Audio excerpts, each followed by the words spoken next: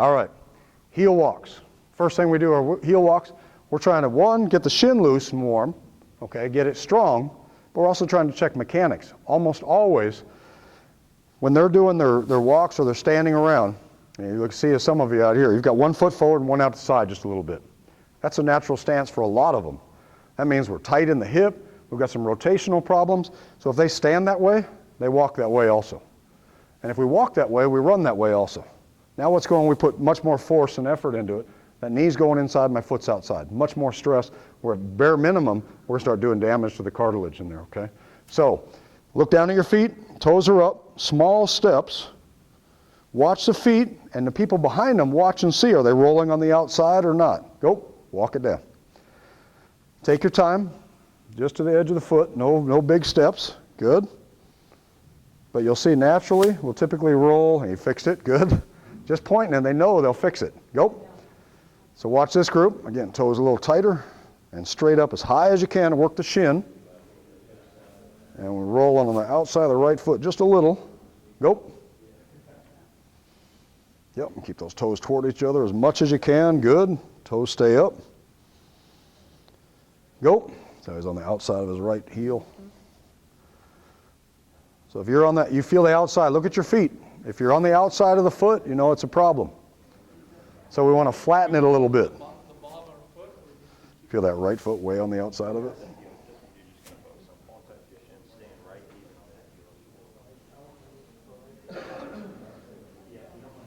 Sam, do you mind taking that on the other side of the garbage video?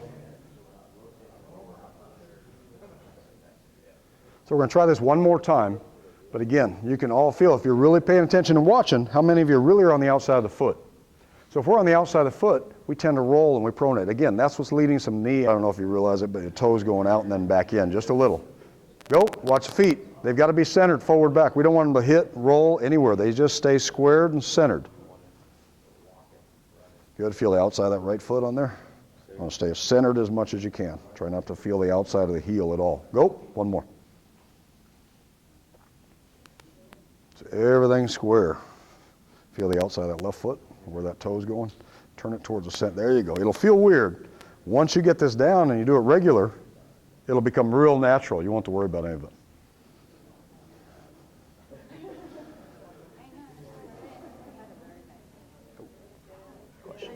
Oh, question, yes? Does it matter their footwear, what they're wearing? I'm thinking the softer cleats and something. No, and as you go through, and pretty much where you're at is good. One of the things you do have to watch for our speed training, the agility stuff, is really more about the running shoes.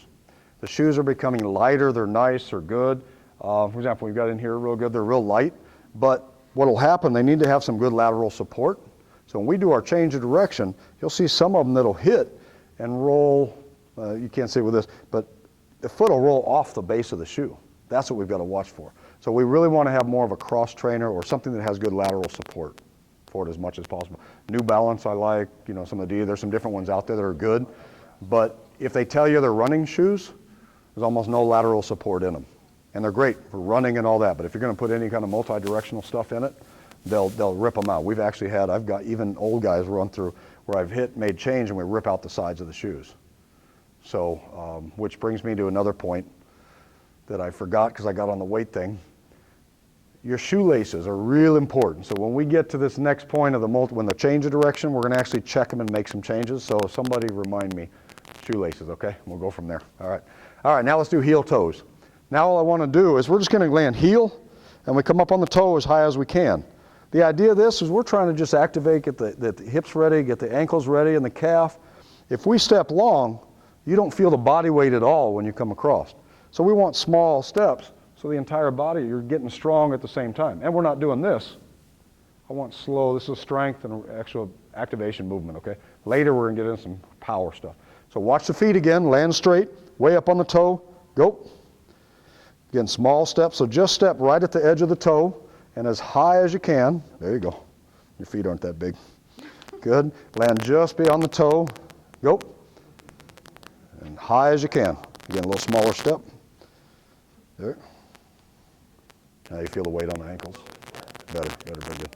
Because again, a long stride takes away. Go.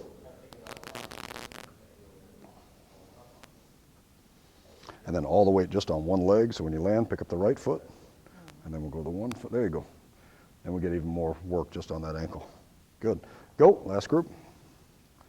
Way up on the toes as high as you can, but land heel first, then come on up to the toe. Good.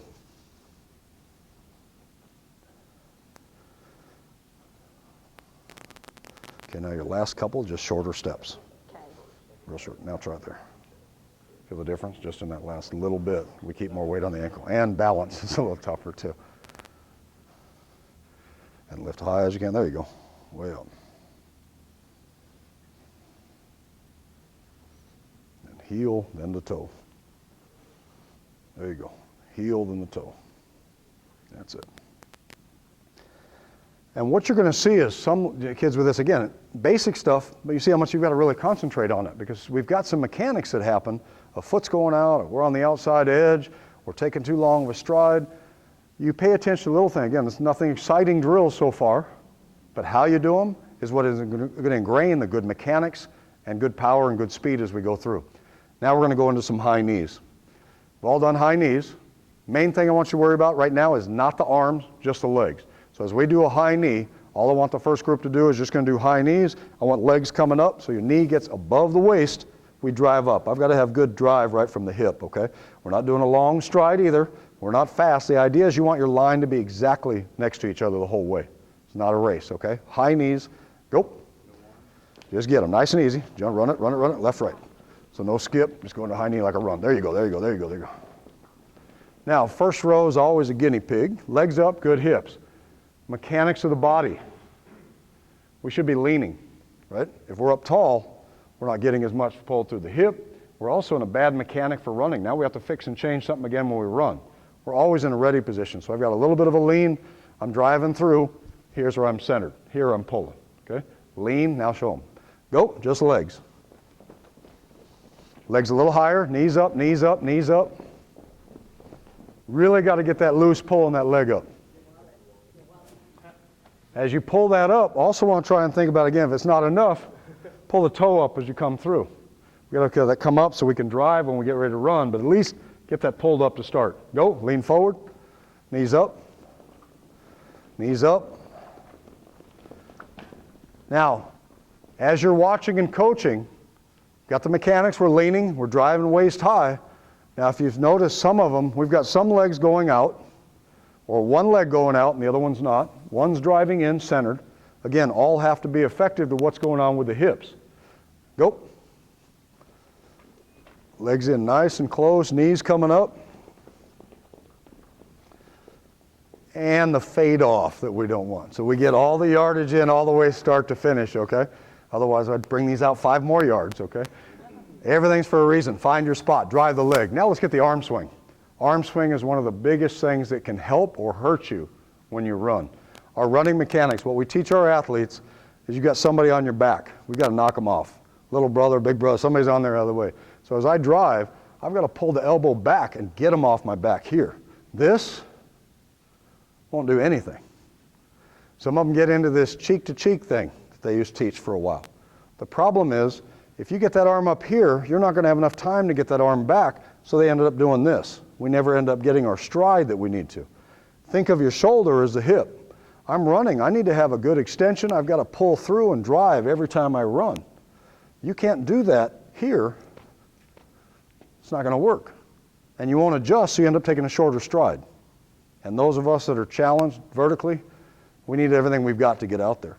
So I want you thinking about, they're on the back. We're keeping a right angle here at the elbow. We're driving back to get them off. Not just this, get them off the back. You only want to see fingertips as the last part of it. If we can see more than the fingertips, our arms are going too high, and again, you'll never get them back far enough here. We're trying to get here to pull back. It's like a rubber band. That rubber band, we pull it, stretch reflex, snap, and give us power. So drive hard, and keep the knees up, and together, and lean, and breathe. Go. Elbows back, lean in a little bit more. Now, if you notice, arms look pretty good, but what happened to the height of the legs? We're not driving as much. A lot of stuff to think about. Ready? Eyes forward. Go. Drive the knees up. Get the elbows back. Get them off your back. There you go. There you go. Good. Go. Drive it. pulling them up. Elbows behind you. Again, remind them we're not milking cows, okay? Again, guys, this, nothing's happening. Okay, that's back on the farm. We're off the farm. Get them in here. Ready? Go. Pull them. Elbows behind you. Elbows behind you. Maybe it's just this row. All right. One more time going through. No, you're all right. I don't know if you felt it. Arms are going here. You had good lean. Everything was this way. But the arms didn't go beyond the hips behind you. This, again, elbow has to drive. This is my range of motion in my run, just like the hip. If I'm just doing this, I'm really cutting it out. The power doesn't come from your forearm and elbow. It comes from that stride of the shoulder, okay? Last time, where do our eyes go when we do this? Straight ahead. Again, as an athlete, we're looking at the field, what's going on here. If we have all this back and forth when we run, it's okay if I'm looking mechanics of the feet. But when I get into movement drills, I've got to watch straight ahead because that's what they're going to do on the field and the court. Last time, ready? Go, drive them back. Good, eyes straight ahead, drive those elbows back. Good, go, drive them back. Get them behind you. Get them behind you. Good, there we go. Go, drive them back behind you. Elbows, hit them off your back. There we go, hit them off your back. Go, so many things to think about. That's it, good. Good, elbows back a little more, there you go. If you actually feel that stretch into the shoulder, you know you're pulling like you're supposed to. Again, you're getting them off hard, okay? Now, you're not my kids, so we'll get a little more talking. Luckily, you got me, so we'll talk a little bit more in between to catch your breath. Mechanics of how they do it have got to be the key in everything you do. One of the things we do as coaches, however, is we've got to do all these things. We've got to coach speed. We've got to be the strength coach. We've got to be the sports coach. We've got to be the dietitian. We've got to talk over what's going on last night's game and what's coming up next game. Anything you're talking about off topic means whatever you're doing at that time isn't that important as a kid, okay? Unless you have somebody else running that. A coach telling what we did last night and you got somebody else running the drills on the stretching, for example, that's great because somebody else is making sure they stay on task. They know it's important. If you're telling them, everybody, let's do a hamstring touch, and they're touching, and then you're giving instruction, nobody else is helping, how many of those guys are actually stretching like they're supposed to? They're paying attention to you because that's what they're supposed to do. Well, you also told them to stretch. So careful on when the instruction and the cues are going in are real important. Now we're going to do butt kickers. We're not breathing as hard, so now we're going to pull back. Here's what I want to do. The first time through, all I want you thinking about, I don't worry about arms on butt kickers. Some get into all this and fine. Mine is more about what's going here is my main focus because most of our athletes are so tight in the quads and put a tremendous amount of stress on the back and the knees because of it. So you're looking down at your feet on this drill. All I want you to do is you're going to actually come back to kick your butt. If you see the knee bend, you're not doing anything for the quad. That leg has to come behind you each time. So it's just nice and easy on the toes. So it's not a fast drill. Once they get mechanics and they're perfect, great, we can go into a faster stretch reflex. Right now, I just want the stretch and the movement. So look at your feet. You're going to try and get at least 30 between here and there going down, okay? Watch your feet, go. Now watch them from behind. They should stay even. Just a little nudge will help them get where they need to be. Go, take your time. Even if it doesn't touch the butt, get the knees together and back. Good. If they're real tight in the quads, if they start thinking only touching the butt, their knees can go forward. I need them back here more. If they come here and they're so tight, I still feel it in the quad, didn't touch the butt, that's fine. If they feel it in the quad, we're good. The ones that are tight as you're watching from behind or forward, the one leg that's tighter will tend to roll out to the side. Because that quad stretch, pretty easy out here, but as soon as we bring it in, it's real tight. The body's going to find the natural way to get away from it. Watch your feet. Go, take your time. Knees way behind you, way behind you. Take your time. Are we getting close to 30 yet? 30, or you owe me 30 push-ups. Go, get it back, take your time. Good, and again, driving it. There you go. You want to feel that stretch. Knees back a little farther. Back, back. There you go, there you go. Good, knees back farther because I know you're more flexible, and there you go.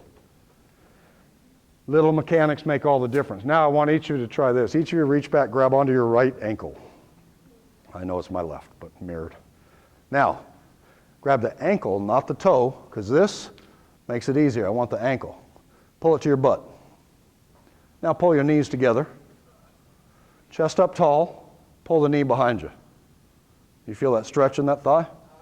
How many of you felt that same stretch in every one of the reps you did coming down? Okay. We have to feel it every time. Otherwise, why are we doing it? Try it one more time. See if you can get that stretch each time. If you get more than 30, great. Less than 30, not good. Ready? Go. Knees together. Take your time. Pull them way behind you. Back more, back more. Do you feel that stretch? More. Yeah, that's it. Keep going. Keep going. There. Yeah, keep going. There you go. Keep going. Go. Feel the stretch. Way behind you. Way behind you. Even more. Way back. Way back. Way. Yeah, there you go. Go. Take your time. Feel the stretch. Way back. Way back. Knees farther. Ladies, nice job. Oh, back, back, back. Come on, Big Red. Hit the back. There you go. That's what I want to feel. Go. Feel that. Get that little stretch. Got to have a stretch. Good. Slow it down just a little bit. Good. Now knees back. There you go. There you go. Now you felt that right one for sure. You'll also have some that you feel more than another. Maybe you felt more in your right quad than the left, which may be just because it's tighter, or mechanics were better on the right than the left. So you get a lot of things to think about of how it makes a difference. Why is that important? I'm going into a hard sprint. We've got to have high knees, but the legs got to also be flexible to be able to snap and pull through on our stride. That stretch reflex. We need to have it from every muscle group that makes contact as a powerful athlete. Okay. Now we're going to do a shuffle drill. So we're going to all face this wall here. I'm going to bring you right on, either on front of it or right there. Yes, perfect, good. Come on up closer to the cone for me. You're good there. Bring you up just a little bit. And right here, good. Want to stand there just in case? Faces on change of direction, or? We will be. No, we're going to do that one here. All right, now, shuffle drill. We've all done shuffle drills. However, what I want everybody thinking about is a shuffle. We're really on the balls of the feet. Okay, we're not allowing the heels to hit. As an athlete, my heels hit the ground, stop motion. I can't move from a flat foot. I've got to move from the balls of the feet. So hips are back again. I'm not in a squat position here. My hips are back in a good position. On the balls of the feet, my hands are centered straight ahead. Basketball, I know we've got a lot of this going on, which is fine.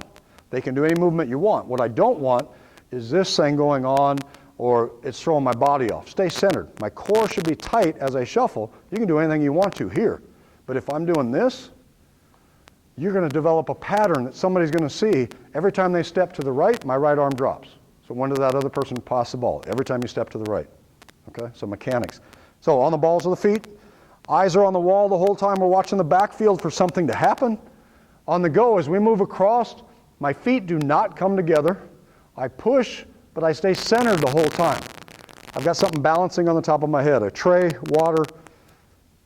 This isn't going to be very effective. Watch them. Ready? Here we go. Hips down. Look straight ahead. Go. Good. Stop. Watch. A little bit up and down. Feet come together. I'm in trouble. I can't move. Keep a space between. Ready to move. Hips down. The heel. Basketball player? Okay. All right. Relax a second. And this, again, my chance to pick on each of your coaches. Basketball is one here now. Yeah, it's not bad. They've been showing for years. We come out here. We hit heel. We block. Everything's fine. However, here, if I've got to change direction, that's telling the other person that's the time to pass the ball.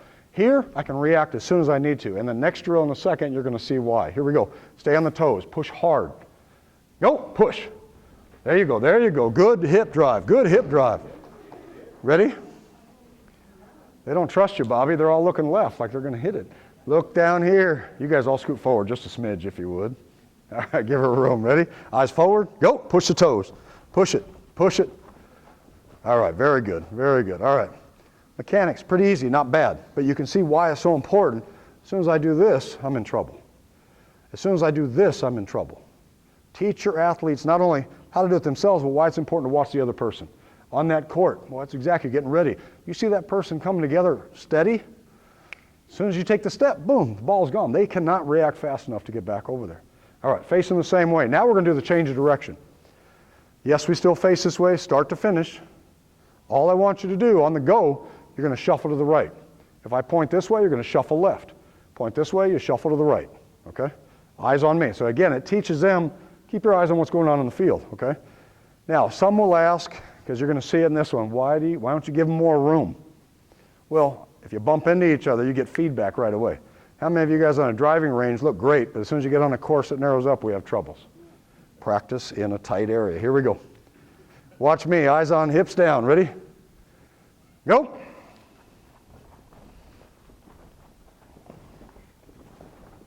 And good. All right. Walk it on off. Good. We're going to finish with a sprint in a second. Now, if you're watching, you're seeing a few different things. Those that hit and hopped got too much weight on the outside hip. Those that hit and paused before they came back, too much weight on the outside hip. If I'm centered and it's time to move, all I do is push. My first rule always, for having true agility and speed of direction, first rule is always drop the hip. You've got to have traction before you do anything else. You move on a straight leg, wet surface, or that grass may have a little bit of dirt, they're going down. Here, I'm solid. But as soon as you do that, you have to push away and create power. Ready, here we go. Go.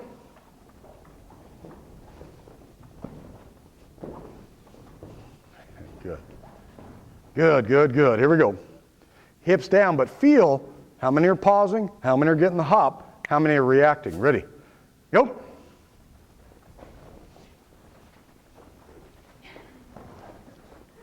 Good, good. Finish it up. Nice work. Ready? Here we go. Staying centered. Ready? Go. She's behind the big guy. She can't see. Hustle down. Get it, get it, get it. Good.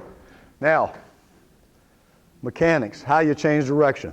This shuffle would change the direction. If I've got to pick one exercise for an athlete, this is the one that I pick. Because most of them, even your fastest athlete, you have them go through this drill. Most will pause or will hop on one leg or another one. As soon as you get that athlete that can stay centered, we drop and we move level the whole way and quick. Now you've done what you need to do. That athlete's set, yes. This is actually part of our warm-up, but I use it as drills and intermittent as well. Any of these can be mixed in. This is my base warm-up, because now what we're doing is we've gotten the hips loose, the quads loose. We're getting through. We've got hamstrings coming up here in a second. This one I'm trying to activate not only the muscle, but I'm trying to get the nerves to fire. One of the biggest problems with the training, especially when we've all heard of plyometric training, okay? It's about power development. That's great. However, one of the biggest mistakes of plyometric training is too many reps, too much volume. The body fatigues, you're no longer producing power. So those athletes you have that sprint the hills, they've got about 3 to 5 contacts per foot that produce power. After that, it's just going to be about stamina and conditioning. So what are you really trying to accomplish? If it's about power, how many of you guys have run stadium? We've all done stadiums and stuff. Or okay, maybe you guys are, okay, you can't do it anymore because it's liability. But whatever the deal is, any of that power, in Nebraska we have to do it. Those are big stadiums going up. If you got a high school that's got 10 steps going up, you're perfect because you don't have to worry about overtraining them on the power. But every time they come up and make contact, we push, we create power, we're good. Beyond 3 to 5 steps, contact there, you start to fatigue. So our level goes down. You're not going to produce power anymore. You're just going up the hill. So keep that in mind when you do any power movements. That's why most of our power cleans and everything else are sets of 3 to 5, or 1 or 2. Sets? So if they did 75 contacts, they rest? That's in each set. Each set. So if we're running 3 stadiums, we're going to run up, but we're only making 3 to 5 contacts per foot. We walk back down.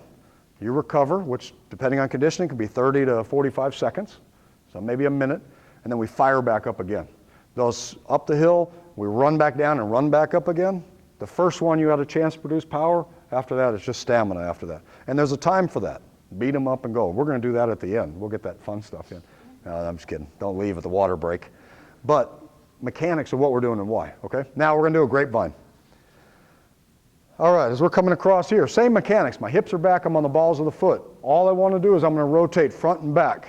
Now, one of the biggest things that we'll see is we're great on the front step, but the back step almost always is like this. Nothing happens. My reason for the grapevine is to get my back and my hips rotated, get them warm and loose. If my hips never rotate, I'm not doing anything for my hips. Well, but it's a good ankle thing. Well, we've just done all that. The ankles are ready. Okay, why are we doing it? All right, facing that way, here we go. Take your time. This is not a fast one. That's one of the most kids are getting. They just crank through this. We've got to fix that. Let's get those out of the way. All right, here we go. Ready? Take your time. Look straight ahead. See how many stay square with the chest. Go. Big front, big back. Good rotation. Do you feel the back leg not going anywhere? All right, good. Yes, I see everything. I can't hear, but I can see things. Here we go. Ready? Go. Take your time. Rotate it. Bigger, bigger. Reach. You need to make your spine, it's like a dish rag. We've got to wring it out. Just going kinda isn't going to do it. Reach, reach, go. Feel it, bottom to top. Take your time. Go. Take your time, bigger. That's it, way across, way across. Back leg more, back leg more, back leg way over there. See the hips? Watch what they're doing. So if you're looking at an athlete square on as they do this, you're looking to see what's going on with the belly. It should be rotating side to side. Not because it's big, it's just there and that's where it's going. Center of the body, find your spot. Ready? One more time. Ready? Stay square. Now the arms. They can be out here, you can do anything you want to with them. My focus is what's going on with the chest. If I rotate and I'm doing this, but you'll see some of them do all this, I can't turn my spine. If my body's that way, and my hips are this way, I'm not getting much of a stretch. But if I'm staying square, and now I've stepped, now I've got it loose. So watch the squareness of the chest. Ready? Go. Big step. Big step. Go. Eyes forward. Eyes forward. Bigger back step. Go. There you go. There you go. Reach it. Reach the back leg a little more. Go. Reach. Big back step. Farther. Farther. She's got a good.